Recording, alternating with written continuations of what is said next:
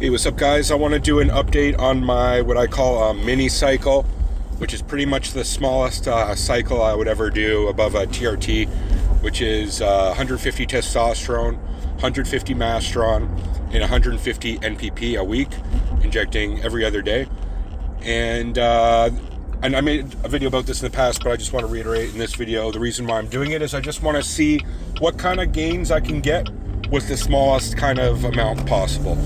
And then once I get my prescription refilled for testosterone, which I have to do blood work every time for, so so I don't show that my testosterone blood serum concentration is super high to the doctor.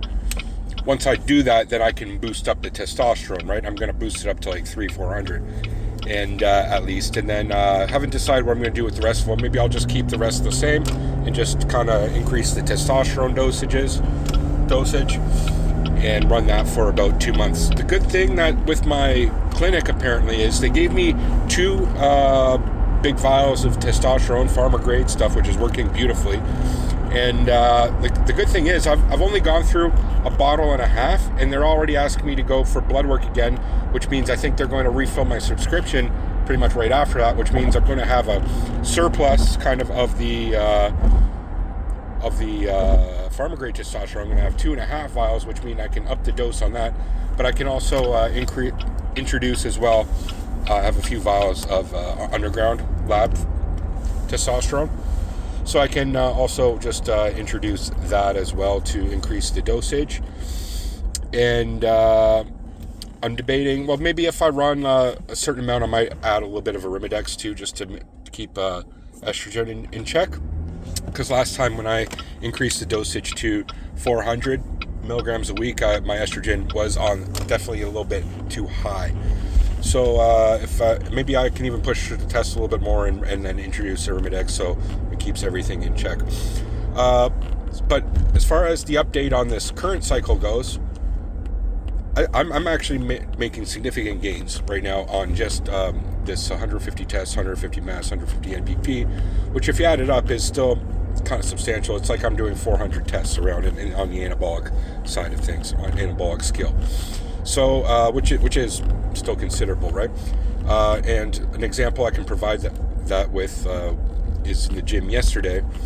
I put a full stack on the bench press machine, and which was like 295 pounds, I believe, and I was able to do that 5 times for 5 reps. Okay, granted, it's a machine. If I was doing a barbell, I know it wouldn't be as good, but you know, I like the machine. It's a good kind of like test of where I'm at as far as my strength and size goes, because before I ran this cycle, I knew where it was at, and it wasn't even anywhere close. I could probably only do 250 5 times, 250 pounds 5 times. Now I've essentially increased 50 pounds within a month, doing 5 times with the same amount of reps, which is pretty good if you think about it.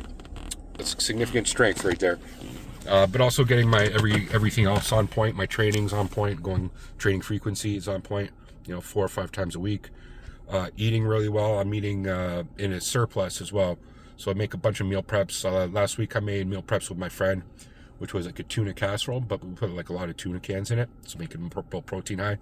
There's also a lot of butter in it, so the calories are a bit high on that. But it's not like I make super big portions. I portion it out, so it wasn't like I like to portion my sizes so I don't get like full. I get like satiated, you know what I mean? Like I get what I need from the portion, especially for like a pre-workout meal. I'll eat like an hour or so before I work out. I don't like to be like full, you know what I mean? And the same goes post-workout, you know what I mean? I don't like to be like I'm in a food coma at all.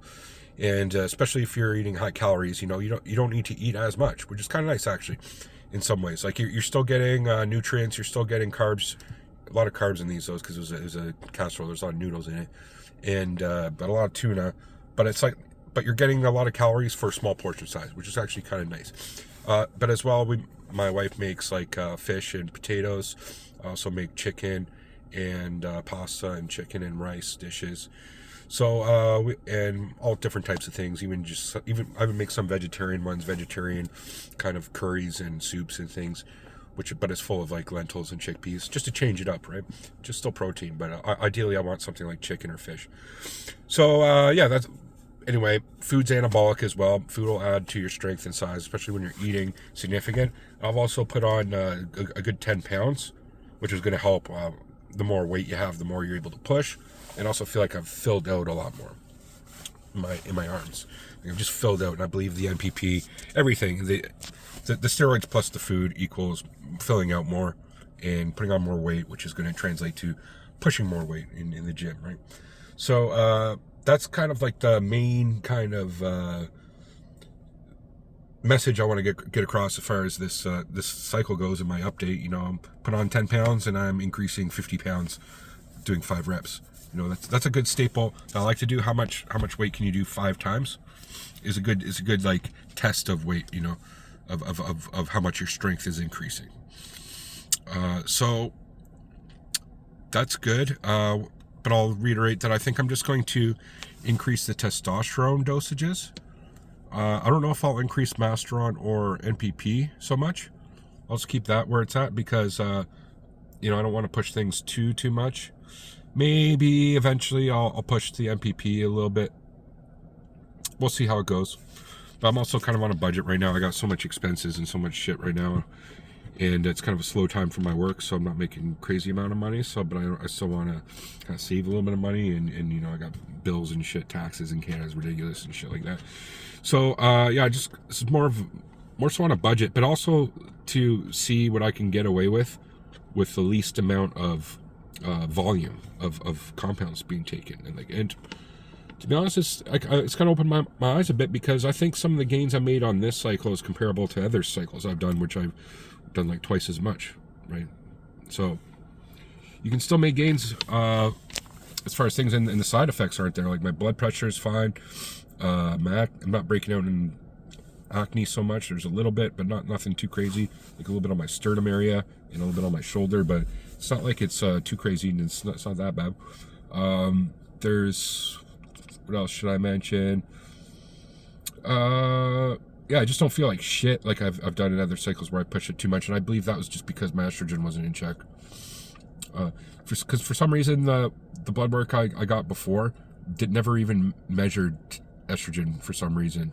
I should have asked about that. It measured other things, which is great that you need to know, but it never measured estrogen, so I was kind of flying blindly on that, and I thought because of Masteron I was taking, it was keeping in check and things, but then eventually I did get a blood work done when they did measure estrogen, and it was higher than it should have been. So I have to be careful, because I might be a high aromatizer of testosterone to estrogen, which means I might have to take Arimidex if I push 400 testosterone.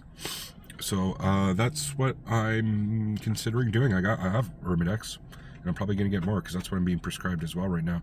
But for some reason, for TRT, they're going to want me to take Arimidex. So no thanks. So, but after the blood work I get this week or next week, I'm going to see where my estrogen's at with just the TRT level dose. So I'm kind of curious about that, because I've never had that before done with just a basic TRT dose, 150 a week testosterone.